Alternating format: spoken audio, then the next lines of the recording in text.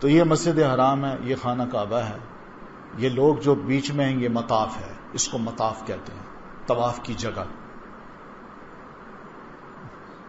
تو یہ نماز اس طرح پڑھی جاتی ہے. یہ جو ہے یہ خانہ کعبہ کا دروازہ ہے.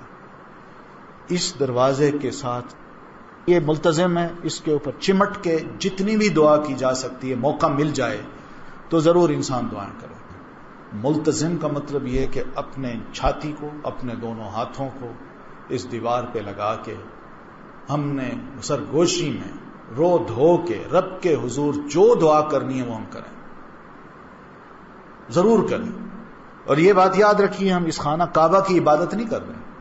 یہ ایک سمبل ہے جو اللہ تعالیٰ نے ہمیں عطا کیا ہے کہ دنیا بھر کے جو مسلمان ہیں وہ جب نماز پڑھیں تو اس کی طرف رخ کر کے نماز پڑھیں اور اس گھر کو اللہ کا گھر سمجھ کے یہاں آئیں، کریں عبادت اللہ کی، مگر رخ ان کا اس طرف ہو.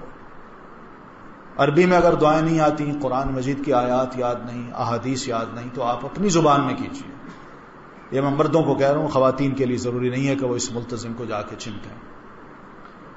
اللہ تعالیٰ ایسی دعاؤں کو سنتا بھی ہے. یہ جگہ جو ہے یہ کارنر ہے جس کو رکن یمانی کہتے ہیں. رکن یمانی پہ یہاں پہ حجر اسود نصب ہے. اسی رکن کے سامنے سے بالکل جو لکیر ہے نیچے، آپ لکیر تو فرش کی نہیں ہے لیکن آپ دیکھیں گے، آپ جب اس کے بالکل سامنے آئیں گے تو یہیں سے طواف شروع ہوتا ہے. طواف آپ کا یہیں سے سٹارٹ ہوگا. یوں ایک چکر لگائیں گے، یہ پہلا ہو جائے گا، پھر اس طرح 7 چکر لگانے ہیں.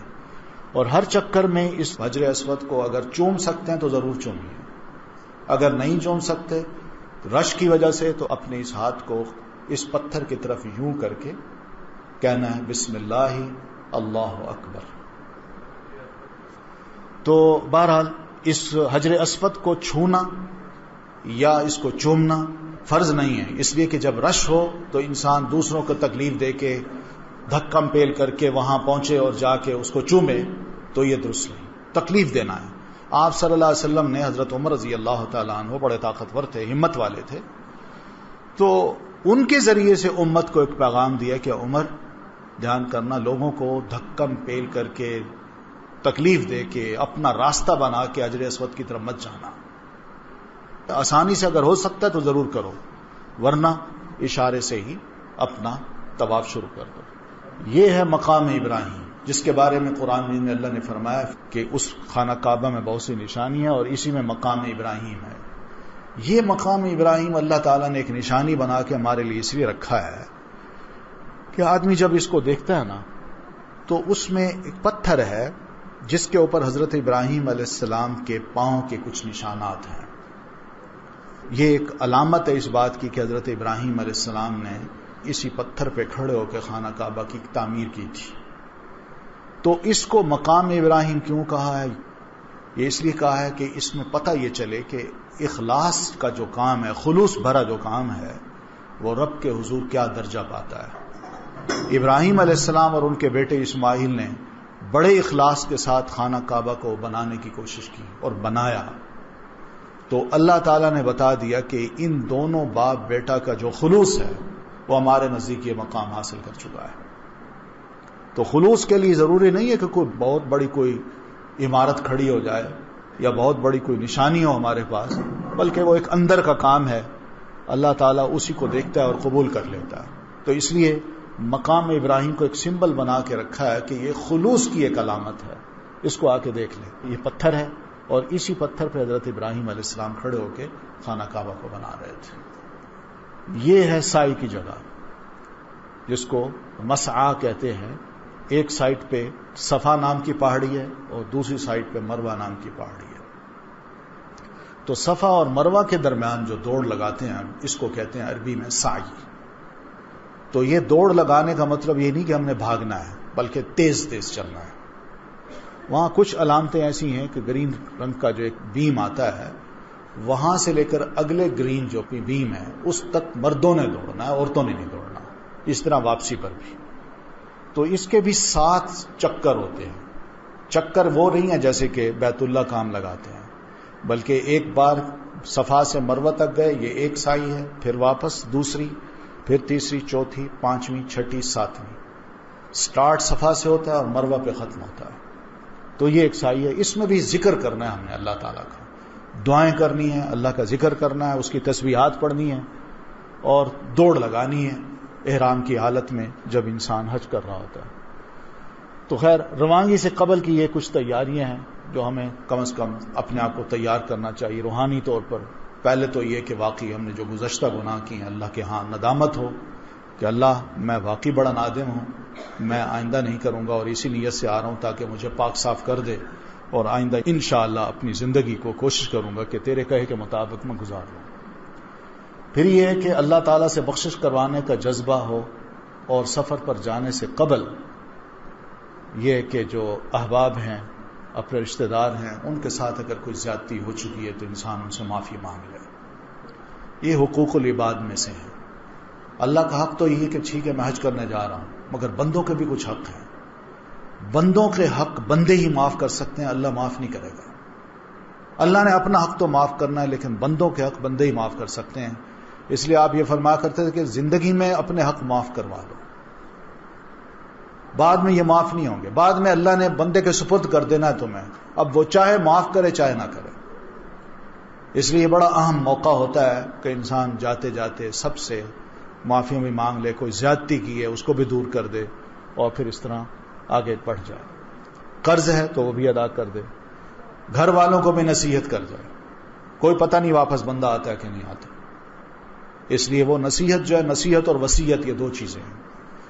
نصیحت یہی ہے کہ بال بچوں کو جو کہہ سکتا ہے انسان کر لے، وصیت یہ کہ جو اس کے پاس ہے سرمایہ وہ اپنے بچوں کو بتا دے کہ بیٹا اس طرح شریعت کے مطابق اس کو تقسیم کرنا ہے۔ پھر یہ اتم الحج والعمرۃ للہ، للہ ہونا چاہیے، خالص اللہ کے لیے، نیت دونوں کی۔ عمرے اور حج کی گنتی کرنے سے پرہیز کرے، میں نے اتنا حج کیے ہیں، میں نے اتنے عمرے کیے ہیں، یا میں اب اتنا حج کر رہا ہوں، 10واں میں حج کر رہا ہوں، نہ، خود پرہیز کرے، لوگوں کو نہ بتائے۔ پھر عمرے اور حج کے بعد لوگوں سے مبارک تعریف تحائف کی امید بھی نہ رکھیں کہ لوگ آئیں گے مجھے مبارک دیں گے، میری بڑی تعریف کریں گے، مجھے حاجی صاحب کہیں گے، یا میں اپنے نام کے ساتھ حاجی صاحب لگا لوں گا۔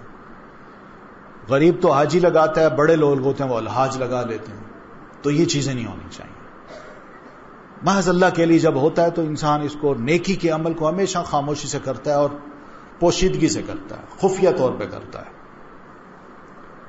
پھر اس اخلاص میں یہ بات بھی آتی ہے کہ حج تو عمرہ ہو دونوں اللہ کے لیے نیت ہم خالص کریں، اور مادی جو ضروریات ہیں ان کی بھی ہمیں تیاری کرنی چاہیے۔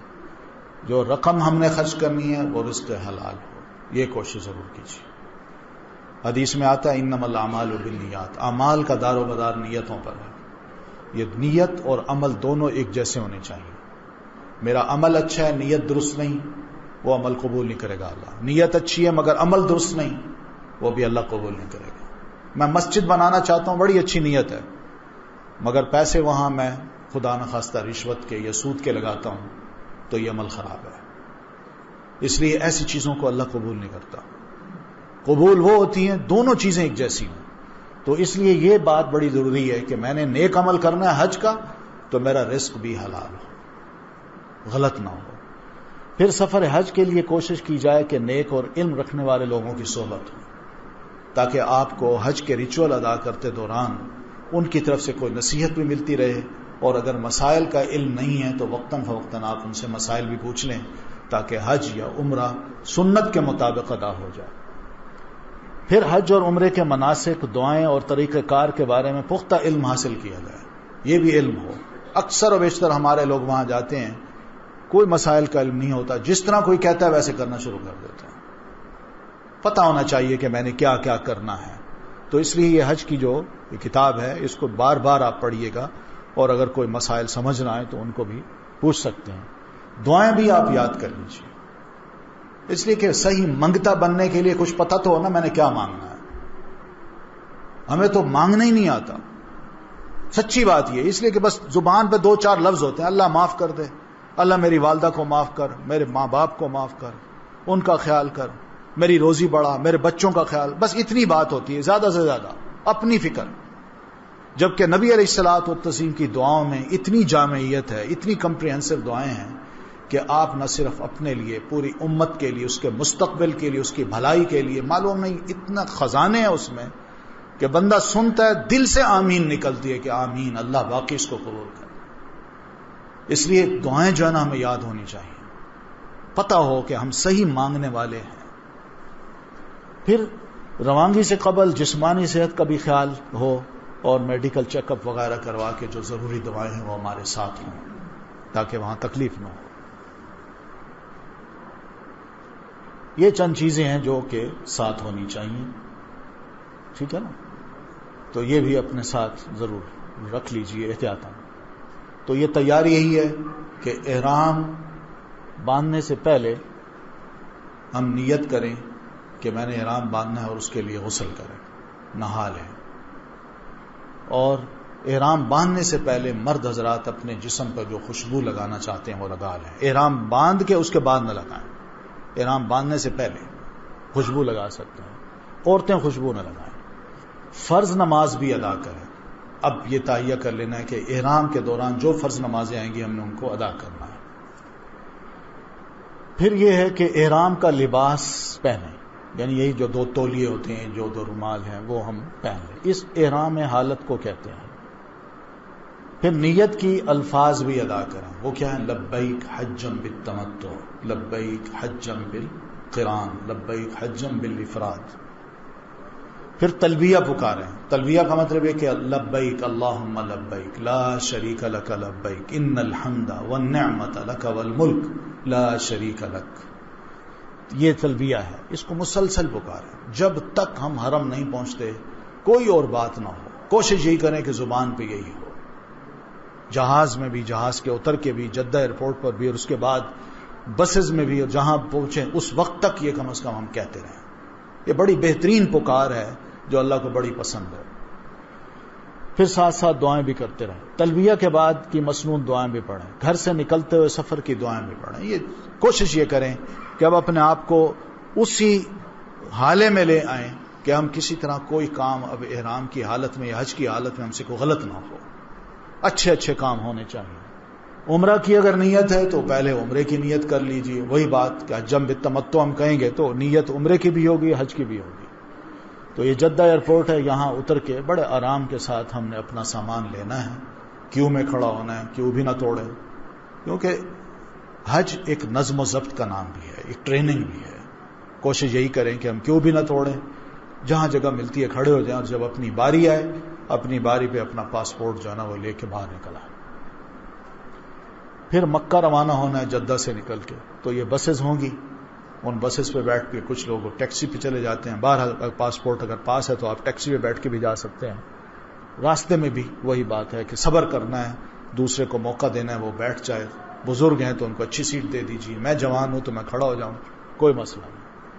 مکہ میں جو داخل ہوں تو اس کے کچھ آداب ہیں. سب سے پہلا شہر ہے جو اللہ نے آباد کیا عبادت کے لیے. حرم کی جو ممنوعات ہیں وہ یہی ہیں کہ وہاں پر ایک جوتی بھی اگر مل جائے نا، میں ننگے پاؤں ہوں، میں کہوں یہ پہن لوں نا، میں نہیں پہن سکتا، مجھے اجازت نہیں ہے. پھر اسی طرح وہاں کسی کی گری ہوئی چیز پڑی ہوئی ہے، میں اس کو بھی نہیں اٹھا سکتا، بالکل نہیں اٹھانا. میں نے پڑی رہے بے شک، یہ حرام ہے، اس سے منع کیا ہے. حتیٰ کہ اگر کوئی بندہ کتاب بھول گیا وہاں، کوئی اپنی اینک بھول گیا ہے، کوئی اور شے بھول گیا ہے، پڑی رہے. میرا فرض نہیں مان، پڑی رہے. اس کا فائدہ یہ ہوگا کہ وہ ہو سکتا ہے وہی بندہ واپس لوٹ کے آئے اور آ کے دیکھے میری چیز وہیں پڑی ہے، وہ آرام سے اٹھا لے گا. میں اٹھا کے کہیں اس طرف بھی نہ رکھ لوں. پھر غیر مضر جو جانور ہیں ان کا شکار بھی ہم نے نہیں کرنا. یعنی کوئی سانپ ہے اس کو تو مار سکتے ہیں، یہ مضر ہے، لیکن کوئی غیر مضر ہو تو اس کو ہم نہیں مار سکتے. مثلا بلی ہے یا کوئی اور چیز ہے، نہ کوئی مچھر ہے، نہ مکھی ہے، اس کو بھی ہم نہیں مار سکتے.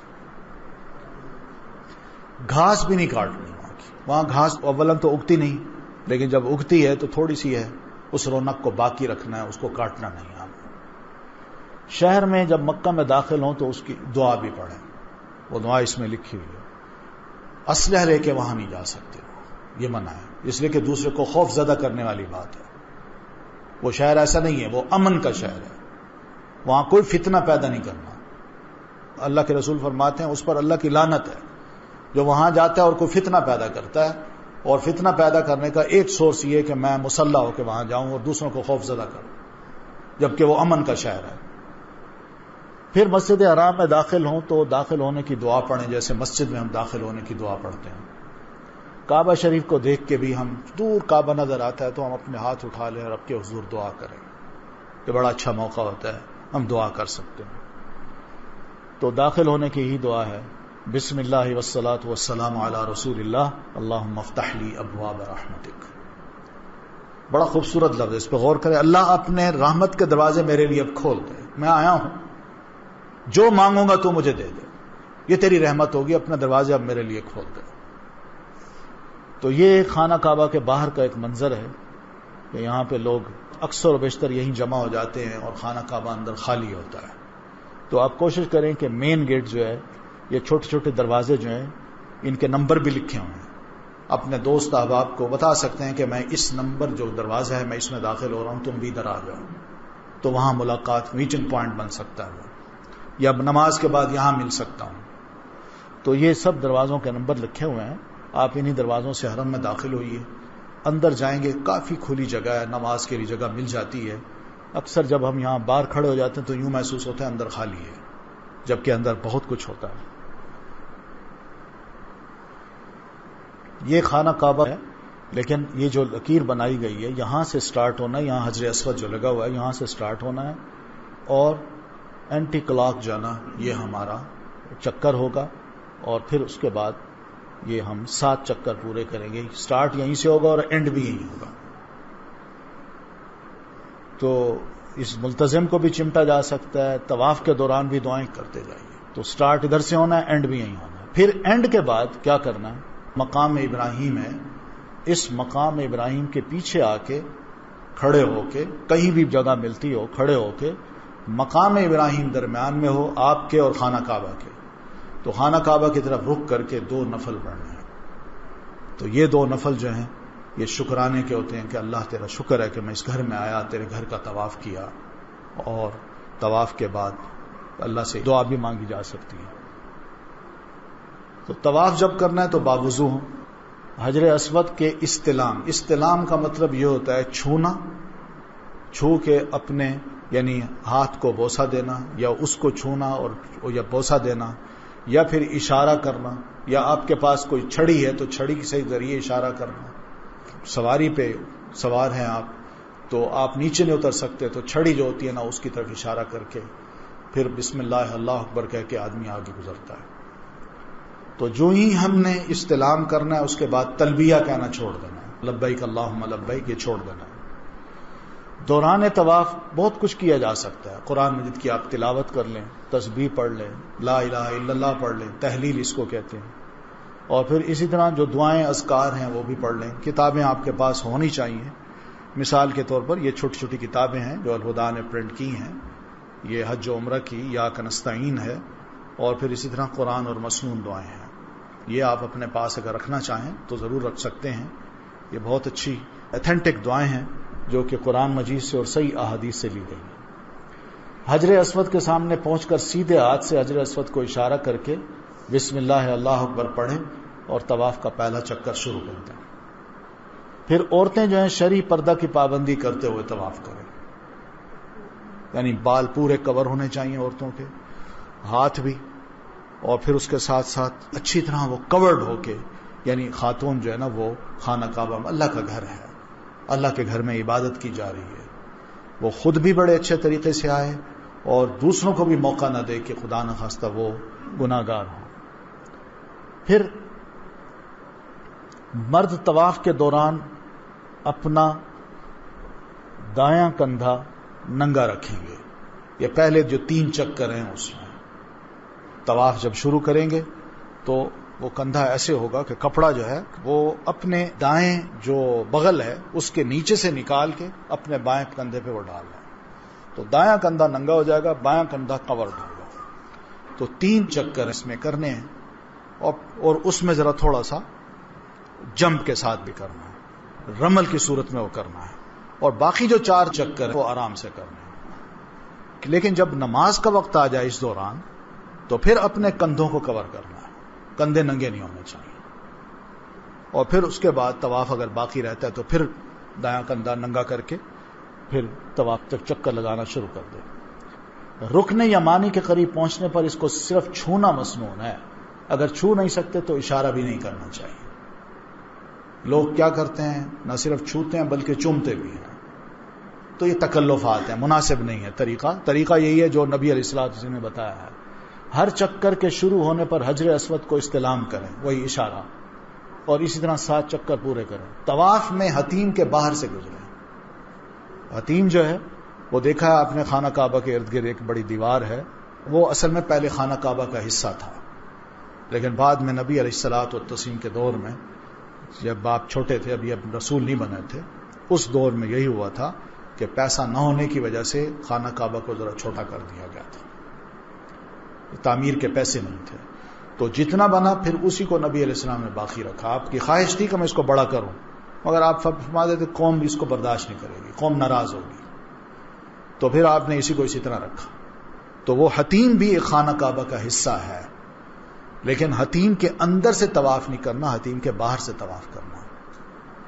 وہ حتیم میں داخل ہونے کا موقع ملے تو وہاں بندہ 2 رکعت پڑھ لے تو اس کا بھی ویسے ہی ثواب ہے جیسے خانہ کعبہ کے اندر نماز پڑھنے کا ہے. آخری چکر کے اختتام پر بھی حجر اسود کو استلام. جب ہم نے آخری چکر ختم ہوتا ہے تب بھی یعنی حجر اسود کی طرف اشارہ کر کے بسم اللہ اللہ اکبر یہ کہہ کے ہم نے طواف چھوڑنا ہے اور پھر دوسری طرف جانا ہے.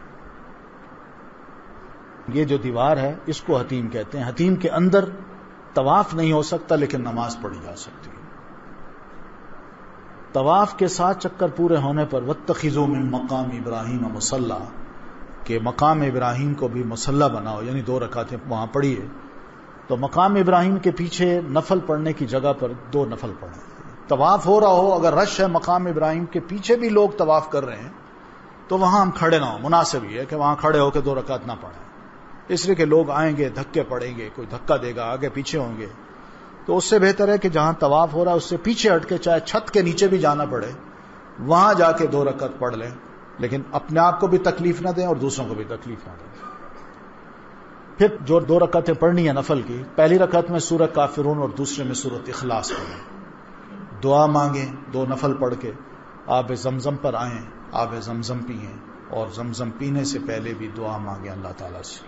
آپ صلی اللہ علیہ وسلم فرماتے ہیں ماء زمزم لما شرب لہ، زمزم کا جو پانی ہے بندے کی جیسی نیت ہوگی اسی کے لیے اگر وہ پیے گا تو اللہ تعالیٰ اس نیت کو بھی پورا کر دے گا، بشرطے کہ اچھی ہو.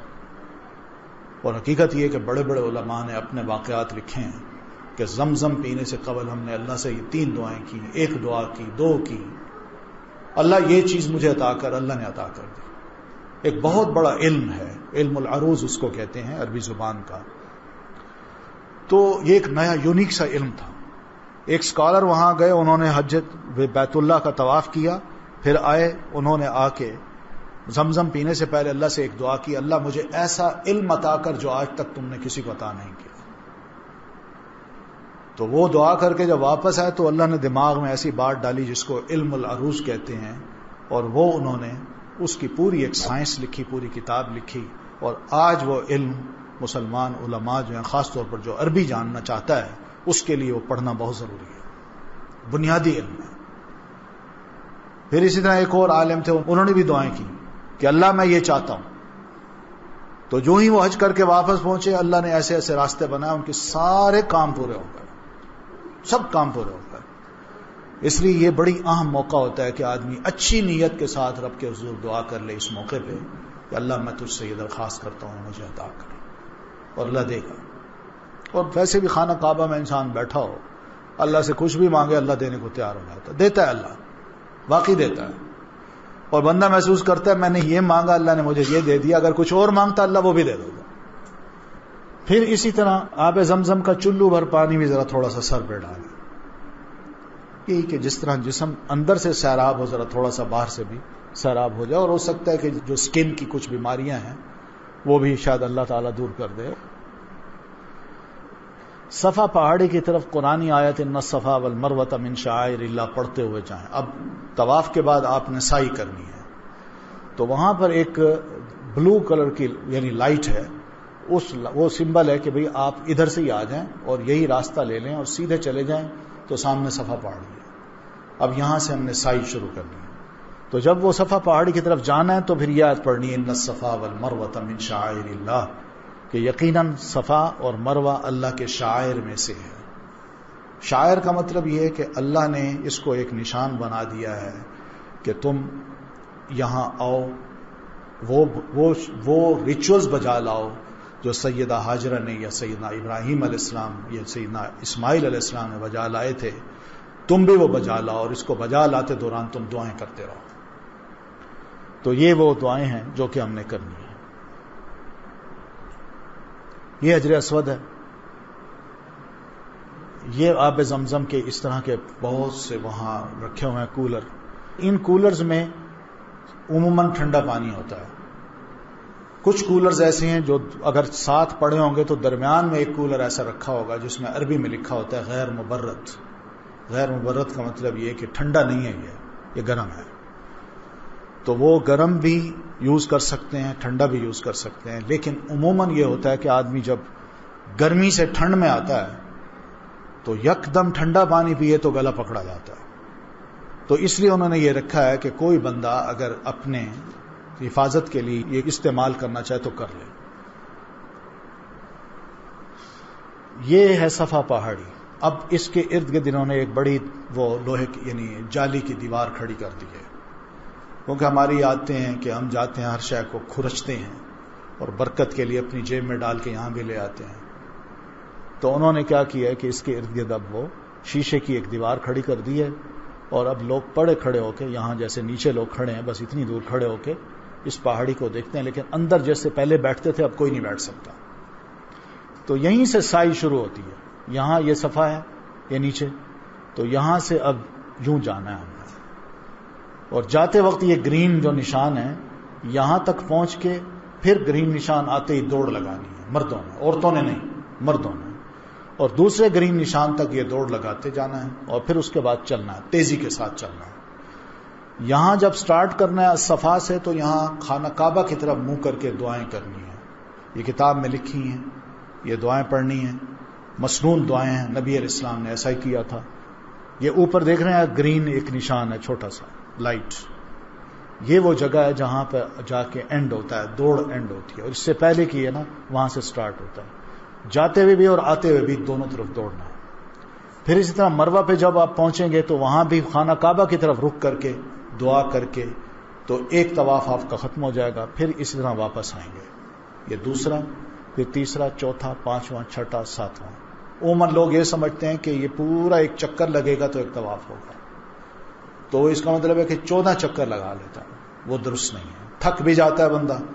اکثر کو علم نہیں ہوتا، وہ کہتے ہیں ابھی میرے 3 ہوئے ہیں، میں نے 4 اور کرنا ہے، حالانکہ وہ 6 کر چکا ہوتا ہے.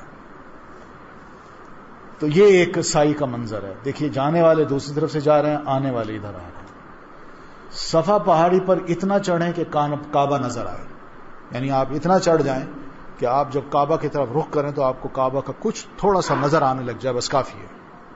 اتنا چڑھ جائیں، ضروری نہیں کہ اس کے ٹاپ پہ جائیں. دعا کی طرح ہاتھ اٹھا کر اللہ اکبر کہہ دنیا اور آخرت کی مسنون دعائیں مانگیں.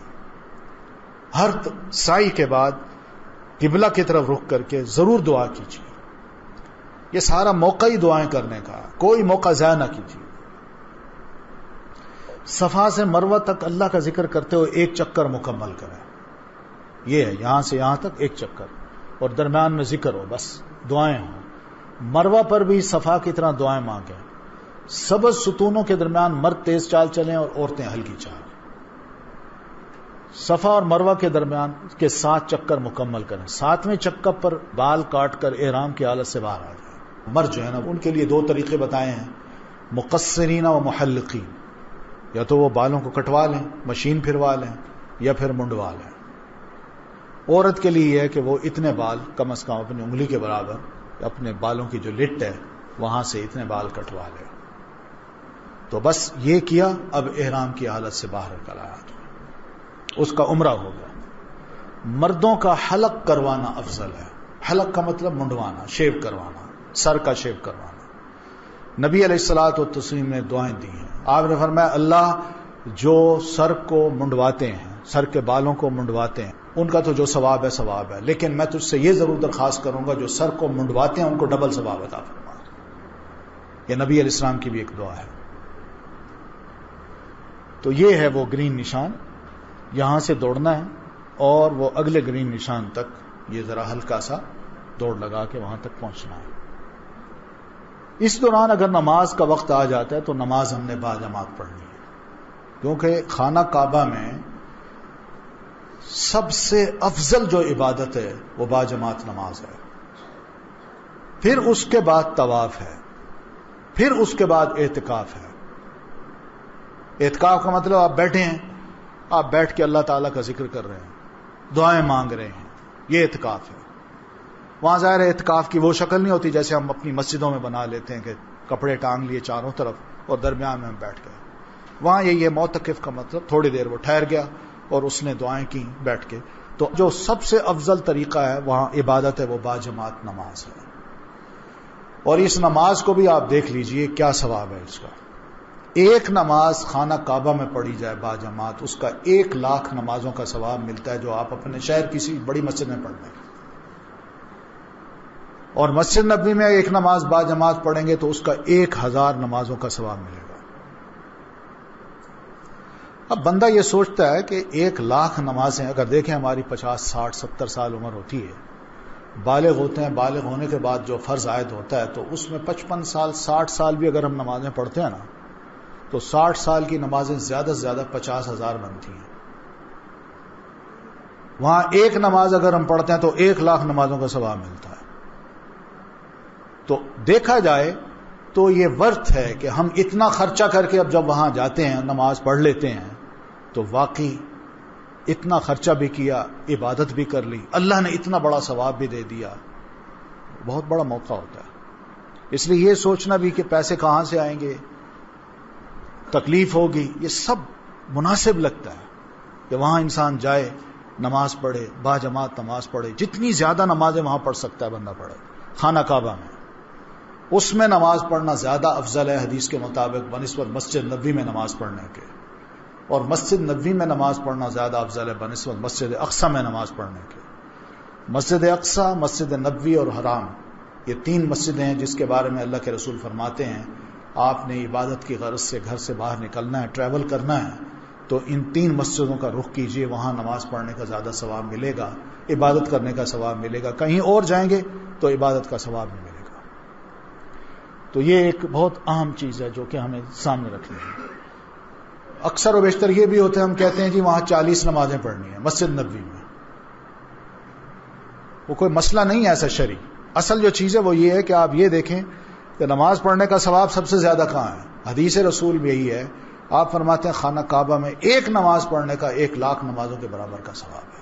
اس کو ضائع نہ کیجیے، کوشش کیجیے اذان سے آدھا گھنٹہ پہلے آپ اٹھ بیٹھیے، تیاری کیجیے، باوضو ہو کے حرم کی طرف چل پڑیے اور حرم میں آ کے مناسب جگہ پہ بیٹھ جائیے، اور پھر جب اذان ہو اس کا انتظار کر کے آپ نماز پڑھنا شروع کر دیں۔ ضائع نہ ہو یہ موقع، زندگی میں اتنا موقع دیا اللہ تعالیٰ نے تو اس کے یہ چانس ضائع نہ ہونے پائے۔ اگلی صف میں لوگوں کو تکلیف دیے بغیر جگہ تلاش کیجیے۔ خواہش ہوتی ہے کہ میں اگلی صف میں جا کھڑا ہوں، اگر تکلیف لوگوں کو نہیں دیتا بندہ، جگہ مل جاتی تو ضرور، ورنہ جہاں ملتی ہے وہاں اللہ کا ذکر کرتے ہوئے اذان کا انتظار کریں، اذان کا جواب بھی دینا، جیسے مؤذن کہتا ہے آپ فرماتے ہیں تم بھی ایسے ہی کہو، سوائے حی علی الصلاۃ اور حی علی الفلاح کے۔ جب حی علی الصلاۃ کہتا ہے تو تم کو لا حول ولا قوت الا باللہ، جب حی علی الفلاح کہتا ہے تو تم کو لا حول ولا قوت الا باللہ۔ جو اذان کی دعا ہے اللہم رب ھذہ الدعوۃ التامہ والصلاۃ القائمہ، یہ پوری پڑھا۔ تو یہ اذان کا ہم نے جواب دیا۔ اب جواب دینے کے بعد سب سے پہلا کام درود شریف پڑھنے کا ہے، آپ پر درود پڑھنا ہے، کیونکہ ہم نے درمیان میں سنا تھا نا اشہد ان محمد الرسول اللہ، مؤذن نے کہا تھا، تو ہم نے وہ لفظ تو ویسے کہہ دیا، ابھی درود نہیں پڑھا۔ جب اس نے اذان پوری کر لی اب اس کے بعد ہم درود پڑھیں، یہ نبی علیہ السلام کی تاکید ہے کہ آپ پورا درود پڑھیں، اللہم صلی علی محمد وعلی آل محمد۔ اقامت کے بعد کندھے سے کندھا، پاؤں سے پاؤں جوڑ کر صف میں کھڑے ہوں، یہ بھی ایک تاکید ہے۔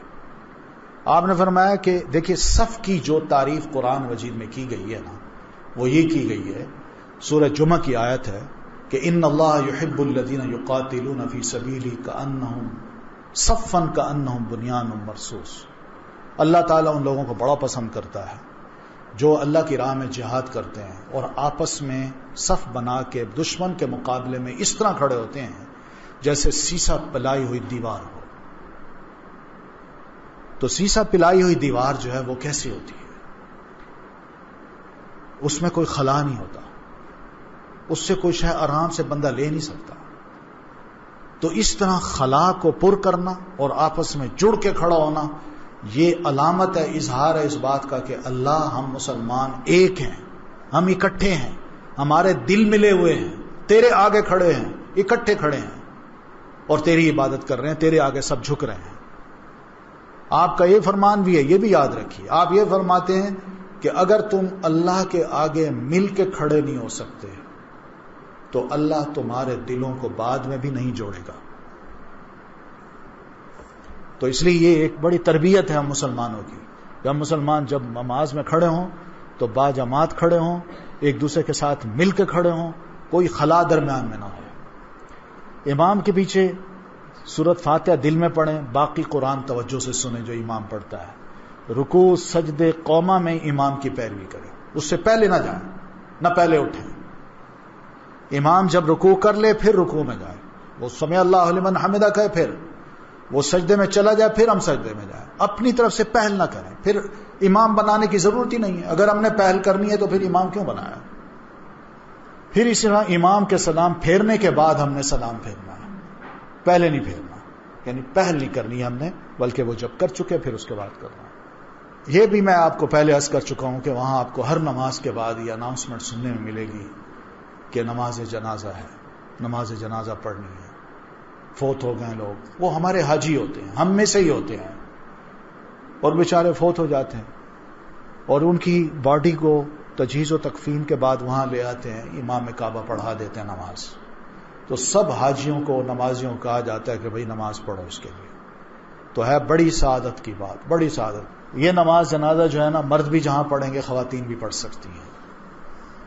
4 تکبیریں، 1 سلام، یہ امام جیسے پڑھائے گا ویسے. پہلی تکبیر کے بعد ہم نے سبحانک اللہم پھر سورۃ فاتحہ پڑھنی ہے، پھر دوسری تکبیر کے بعد درود شریف پڑھنا ہے، تیسری تکبیر کے بعد میت کے لیے جو دعائیں مغفرت کرنی وہ کرنی ہے، اور اس میں اپنے رشتہ دار ہیں ان کے لیے دعائیں ضرور کیجیے.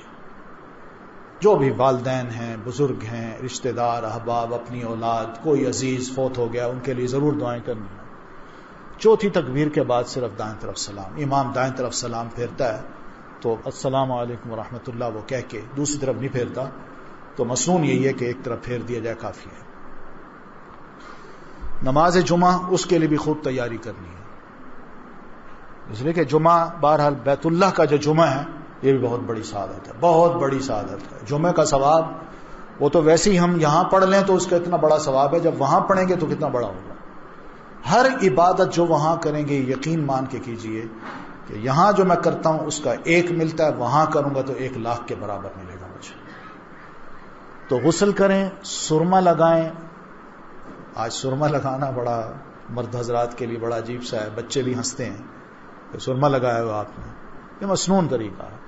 خوشبو بھی لگانی ہے، سب سے اچھے کپڑے پہننا یہ بھی مسنون ہے. پھر نماز جمعہ پڑھنے اور خطبہ سننے کے لیے اذان سے کافی پہلے ہمیں مسجد احرام میں پہنچ جانا چاہیے. تیار ہو کے وہاں پہنچ جائیں، اگلی صفوں میں بیٹھیں، سنیں، غور سے سنیں اور توجہ سے سنیں. نماز بھی خوشی سے پڑھیں، خطبہ کو خاموشی اور توجہ سے سنیں. خطبہ کے دوران سکینت اختیار کریں. سکینت کا مطلب اپنے اندر بالکل ایک سکون سا اپنے آپ کو دیں، نہ زیادہ ہلیں، نہ زیادہ اٹھیں، نہ زیادہ بولیں، خوب خاموشی کے ساتھ، توجہ کے ساتھ. یہ دوسروں کو خاموش کروانے کی بھی اجازت نہیں ہے. خود خاموش اتنا رہیں کہ دوسرا اگر کوئی بول رہا ہو نا تو اس کو ہم یہ بھی نہیں کہہ سکتے چپ چپ، جو ہی چپ کہا میرا ثواب ضائع گیا. یہ یہاں کی مسجدوں میں بھی یہی کہا گیا کہ جب امام خطبہ دے رہا ہو تو اس وقت ساتھ والا جو ہے اس کو اگر کوئی بات کر رہا ہے، کوئی بچہ ہے یا بڑا ہے، اس کو یہ نہیں کہا جا سکتا کہ انصت، خاموش ہو جاؤ. جو ہی کہا آپ فرماتے ہیں فقد لغوتا. تو اس کی بڑا احترام ہے. پھر جمعہ کے 2 فرض ادا کرنے ہیں امام کے ساتھ. مکہ مکرمہ ہم پہنچیں گے تو یہ اس کی حد ہے. یہاں سے ایئرپورٹ سے جب ہم مکہ جا رہے ہوتے ہیں تو راستے میں یہ جگہ آتی ہے, یہ سٹارٹ ہوتا ہے حدود حرم, یہاں سے سٹارٹ ہوتی ہے. حرم کے حدود میں جب ہم داخل ہوتے ہیں تو اب آگے مکہ کے مختلف مناظر ہیں.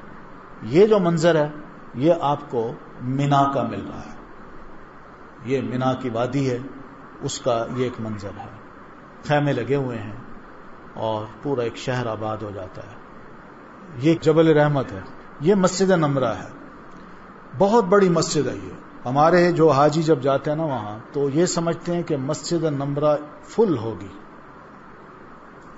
اور اس میں جگہ بھی نہیں ہوگی بیٹھنے کی, لیکن یہ پوری ایئر کنڈیشن ہے, سال میں صرف ایک دن کے لیے کھلتی ہے اور بہت اچھا ماحول ہوتا ہے اندر. تو باہر رہنے کی بجائے اندر آپ تشریف لے جائیں, وہاں بیٹھیے, پوری فیملی لوگ جا سکتے ہیں اندر, عورتیں بھی جاتی ہیں. تو وہاں جا کے اپنی جگہ بنا لیجئے, امام کے ساتھ نماز ادا کیجئے اس مسجد کے اچھے ماحول میں. یہ وہ جگہ ہیں جو کہ دیکھی جا سکتی ہیں. یہ پہاڑ ہے غار حرا, یہاں لکھا ہے. بڑا کٹھن راستہ ہے, بڑا مشکل راستہ یہاں پہنچنے کا, لیکن ایک شوق ہوتا ہے بعض لوگوں کو کہ ہم دیکھیں نبی علیہ الصلوۃ والتسلیم کو پہلی وحی کہاں نصیب ہوئی, وہ کیا جگہ تھی. تو یہ تجربہ ایک صحیح کہ آپ جائیں وہاں, چڑھ کے دیکھیں کتنا تکلیف دہ راستہ ہے, اور نبی علیہ الصلوۃ والتسلیم کس طرح وحی ریسیو کرنے سے پہلے, رسول بننے سے پہلے وہاں جاتے تھے, اور کیا انتخاب تھا آپ کا اس جگہ کا, کتنی یکسوئی تھی وہاں. تو یہ ہے غار ثور, جہاں نبی علیہ السلام ہجرت کے لیے آپ جب مکہ سے نکلے تو حضرت ابوبکر صدیق آپ کے ساتھ تھے, انتخاب تھا آپ کا اس جگہ کا. یہ وہ غار ثور ہے.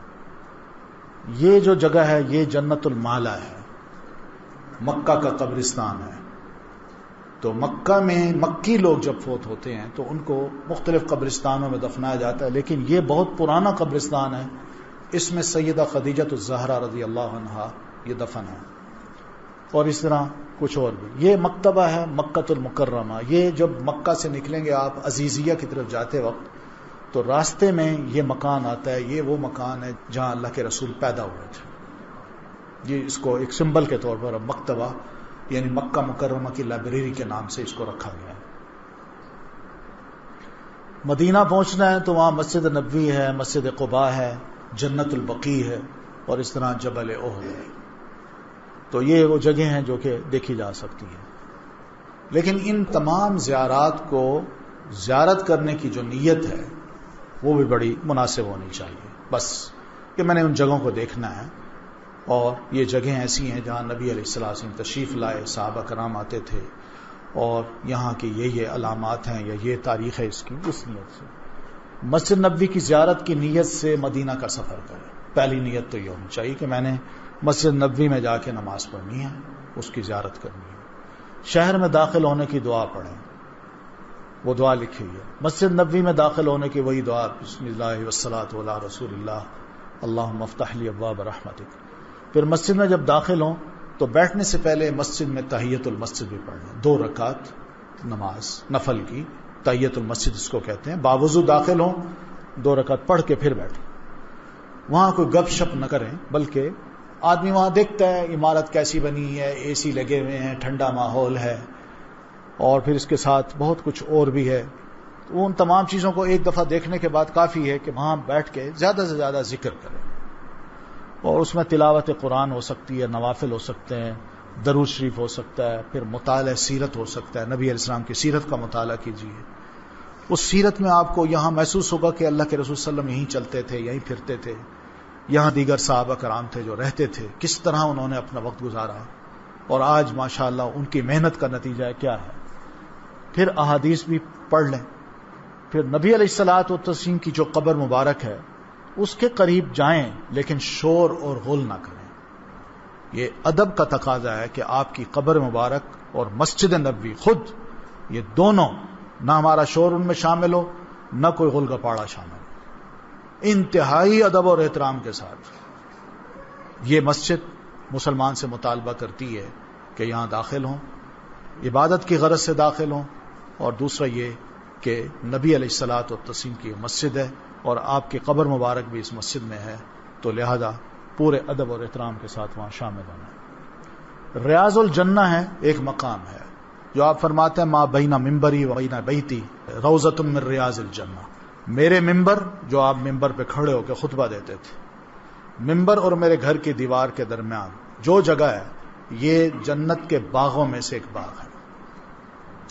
تو وہ وہاں ایک کارپیٹ بچھا ہوا ہے جو ایک مخصوص کلر کا ہے، تو وہ ساری لمٹ کو بتاتا ہے. تو اس میں آدمی جائے 2 رکعت پڑھ لے اگر جگہ ملتی ہے، تو نہیں ملتی تو کوئی بات نہیں، مسجد میں ہی پڑھ لے. تو بہرحال اس کا بھی اب الگ ایک مقام ہے. نبی علیہ الصلوۃ والتسلیم کے روضہ مبارک پہ آ کے ہم نے آپ کو سلام کرنا ہے.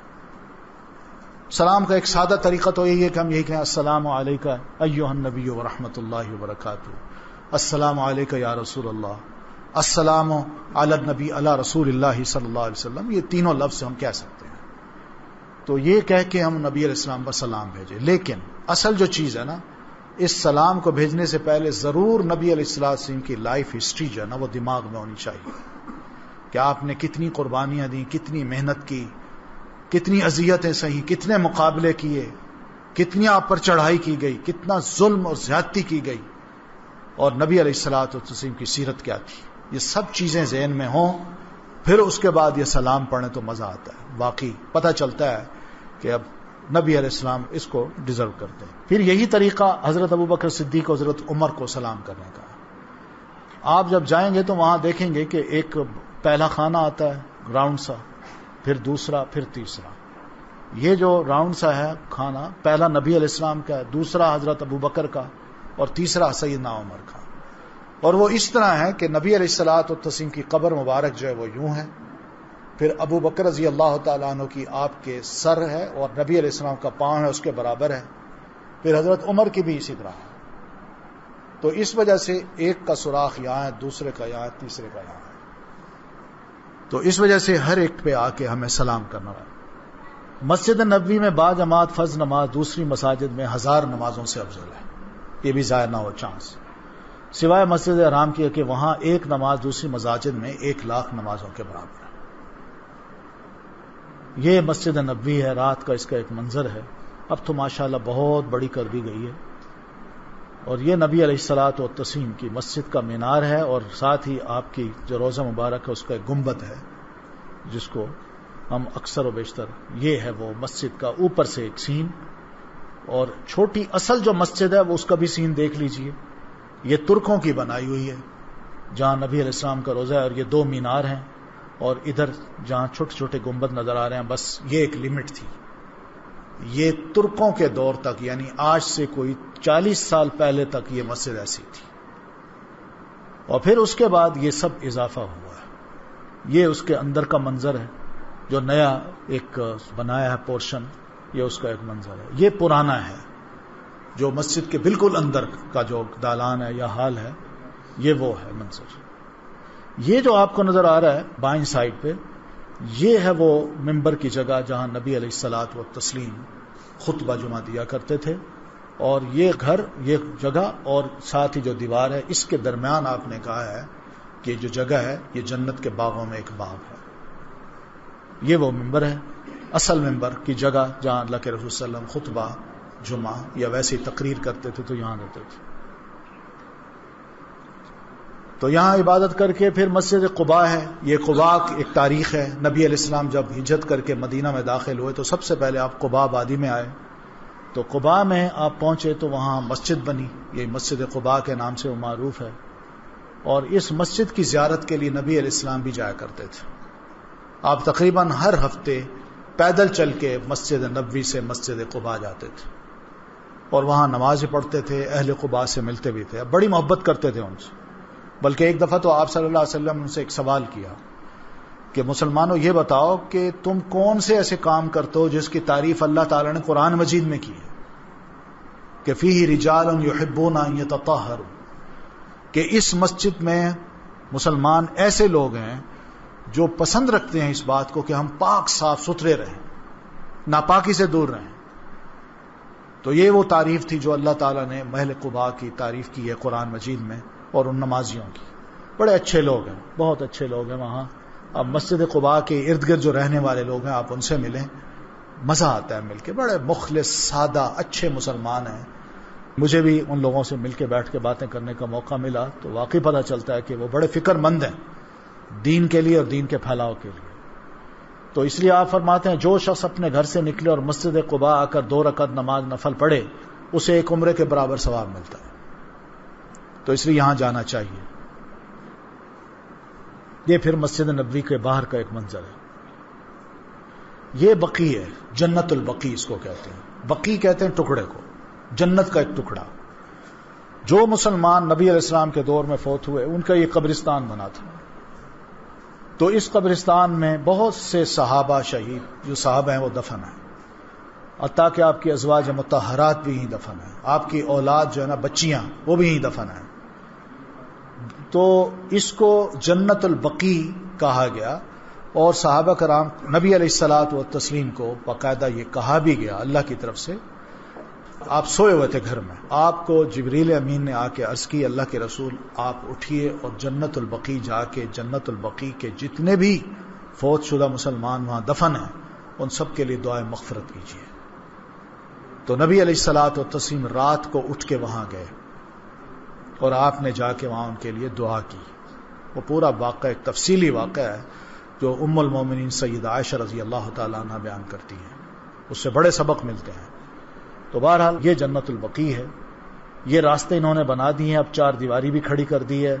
یہ جنت البقیع کا پہلے جو منظر تھا وہ یہی تھا. یہاں چھوٹے چھوٹے ہر قبر کے اوپر، قبر بھی بڑی بڑی بنی ہوتی تھی، اونچی ابھری ہوتی تھی، اور اس کے اوپر بہت گنبد بھی بنے ہوتے تھے اور نام بھی لکھا ہوتا تھا کہ یہ اس کی قبر ہے، اس کی قبر ہے، اس کی قبر ہے. پھر آپ کو پتہ ہے ہم مسلمان اس اعتبار سے بڑے کمزور ہیں کہ جہاں بھی جاتے ہیں جب اس قسم کے نام دیکھتے ہیں تو نہ صرف وہاں لپٹتے ہیں بلکہ کچھ سمجھنے بھی لگ جاتے ہیں، پھر وہاں دعائیں بھی کرتے ہیں، ان سے مانگنا بھی شروع کر دیتے ہیں، بہت کچھ ہوتا ہے. تو اس لیے اب دیکھیے بالکل صاف علاقہ کر دیا گیا، اس لیے کہ قبر جو ہوتی ہے نا اس کا مطلب یہ ہوتا ہے کہ انسان وہاں جائے اس کو اپنی آخرت یاد آ جائے. قبر یہ نہیں ہوتی کہ بندہ وہاں جائے اور کہ بڑا خوبصورت سنگ مرمر لگا ہوا ہے یا بڑی اچھی عمارت بنی ہوئی ہے. قبر کا مطلب یہ ہوتا ہے انہا تذکر الآخرہ. حدیث میں آتا ہے آپ صلی اللہ علیہ وسلم فرماتے ہیں قبرستان جایا کرو، اس لیے کہ دنیا کی بھول بھلائیوں میں انسان اتنا بھول جاتا ہے، کھو جاتا ہے کہ اس کو آخرت بھول جاتی ہے. قبر کو دیکھو گے تو اپنی آخرت بھی یاد کرو گے کہ بھئی ہاں ایک نہ ایک دن مجھے سب کچھ چھوڑ کے یہاں آنا ہے. اس لیے یہ منظر ایسا بنایا گیا کہ دیکھیے بڑے بڑے نیک صحابہ، اچھے اچھے لوگ سب یہاں دفن. تو یہ راستے بیچ میں بنا. جبل احد جو ہے اس کے بارے میں حدیث میں یہ آتا ہے جبل احد اور جبل عیر ہے، ایک عیر نام کا ایک پہاڑ ہے. ان دونوں کے درمیان کا جو علاقہ ہے یہ سارا حرم کا علاقہ ہے. آپ یہی فرماتے ہیں جبل احد جو ہے یہ جنت کا پہاڑ ہے اور جبل عیر جو ہے، عیر نام کا جو پہاڑ ہے یہ دوزخ کا پہاڑ ہے. وہ دیکھیں آپ اس کو بالکل ایسے لمبا سا اٹھا ہوا کالا عجیب و غریب اس کی شکل ہے جبل عیر کی، اور جس کو دیکھ کے واقعی خوف سا آتا ہے. وہ مدینہ سے آپ جب نکلیں مکہ آنے لگیں تو راستے میں وہ آپ کو مسلسل نظر آئے گا وہ پہاڑ، اور بالکل اس کے اپوزٹ سائڈ پہ یہ جبل احد ہے. تو آپ اس کے بارے میں فرماتے ہیں کہ جبل احد مجھ سے محبت کرتا ہے اور میں احد سے محبت کرتا ہوں. قیامت کے دن جبل احد پہاڑوں کا سردار ہوگا، کیونکہ اس کی اوٹ میں کھڑے ہو کے نبی علیہ السلام نے جنگ احد لڑی تھی. اور ایک بار آپ اس پہ چڑھے بھی صحیح، آپ چڑھے، آپ کے ساتھ ابوبکر صدیق تھے، سیدنا عمر بھی تھے، سیدنا عثمان بھی تھے. جب آپ چڑھ گئے اوپر تو جبل ہلنے لگ گیا، تو آپ نے اس پہ قدم رکھتے ہوئے فرمایا جبل احد ٹھہر جاؤ، تمہیں پتہ نہیں تمہارے اوپر ایک رسول، ایک صدیق اور 2 شہید کھڑے ہیں. کہ آپ نے ان کی موجودگی میں کہہ دیا تھا، تو جو آپ نے فرمایا ویسے ہوا. تو یہ تھم بھی گیا اس وقت، کوئی نہیں کیا. یہ مسجد قبلتین 2 قبلوں والی، وہ اس لیے اس کو کہتے ہیں کہ یہ مسجد جب بنی تھی تو لوگ نماز پڑھتے تھے رک کر کے، اس کا رخ تھا بیت المقدس کی طرف، تو نماز پڑھتے تھے کیونکہ پہلے یہی حکم تھا کہ بیت المقدس کی طرف رک کر کے نماز پڑھو، بیت اللہ کی طرف نہ کرو. تو جب آیات اتری کہ آپ کا قبلہ بدل دیا گیا ہے تو ایک صحابی نے نبی علیہ السلام کے پیچھے جب نماز پڑھی اور بیت اللہ کی طرف نماز پڑھی، تو نماز پڑھنے کے بعد دوسری نماز کا جب وقت تھا تو وہ اس مسجد میں آیا نماز پڑھنے، تو اس نے دیکھا کہ لوگ ابھی اس طرف نماز پڑھ رہے ہیں، تو اس نے کہا میں نے نبی علیہ السلام کے پیچھے نماز پڑھی ہے، قبلہ تبدیل ہو گیا، اب ہمارا قبلہ بیت اللہ ہے۔ تو اس موقع پہ جتنے بھی نمازی تھے امام سمیت جیسے کھڑے تھے، ان کا رخ اگر ادھر تھا تو وہ یوں ٹرن کر کے مڑے، امام کا رخ بیت اللہ کی طرف ہو گیا اور ان کا رخ بیت اللہ کی طرف ہو گیا۔ جب انہوں نے نماز سٹارٹ کی تھی تو ان کا رخ بیت المقدس کی طرف تھا، جب سلام پھیرا تو بیت اللہ کی طرف تھا۔ اس لیے دو قبلوں والی یہ نماز تھی، تو اس وجہ سے اس مسجد کو کہہ دیا گیا مسجد قبلتین۔ بڑی مقدس جگہ ہے، یہاں بھی جانا چاہیے۔ تو بہرحال یہ تو ہے زیارات۔